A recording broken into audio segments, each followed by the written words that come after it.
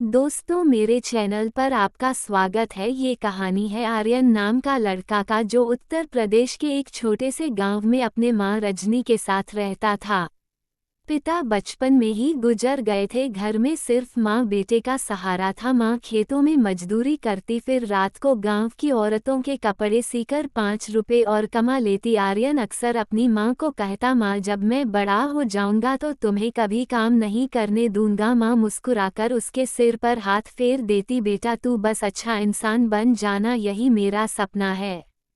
आर्यन पढ़ाई में अच्छा था, लेकिन हालात बहुत तंग थे। कभी स्कूल फीस नहीं भर पाता था, कभी किताबें नहीं खरीद पाता। कई बार तो उसे भूखे पेट ही स्कूल जाना पड़ता, लेकिन माँ हमेशा कहती, बेटा हालात कितने भी बुरे हो, पढ़ाई कभी मत छोड़ना, यही तुझे आगे ले जाएगी। माँ खुद कई दिन बिना खाना खाए रहती, लेकिन बेटे की कॉपी किताब का इंतजाम जरूर करती। गांव के लोग हंसते, अरे मजदूर का बेटा क्या इंजीनियर बनेगा, ये सपने देखना छोड़ दे। लेकिन माँ हमेशा विश्वास रखती। एक बार स्कूल से शहर की टूर जानी थी।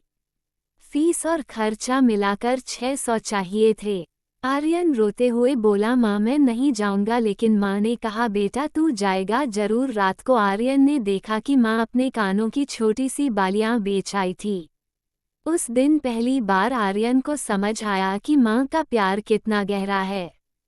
सालों मेहनत के बाद आर्यन ने शहर की बड़ी यूनिवर्सिटी से स्कॉलरशिप पर पढ़ाई पूरी की, नौकरी लगी और धीरे धीरे आर्यन तरक्की करने लगा। अब उसके पास पैसा था, बड़ा घर था, गाड़ी थी, लेकिन माँ के चेहरे पर वही सादगी, वही संतोष। आर्यन अक्सर कहता, माँ चलो अब शहर में रहो आराम से, पर माँ कहती, मुझे अपना गांव, ये मिट्टी, यह खेत छोड़कर कहीं और अच्छा नहीं लगेगा। तू खुश है, यही काफ़ी है। एक दिन माँ बीमार पड़ गई। डॉक्टर ने कहा कि बीमारी बहुत बढ़ चुकी है। आर्यन माँ को सबसे बड़े हॉस्पिटल ले गया, लेकिन अब वक्त हाथ से निकल चुका था।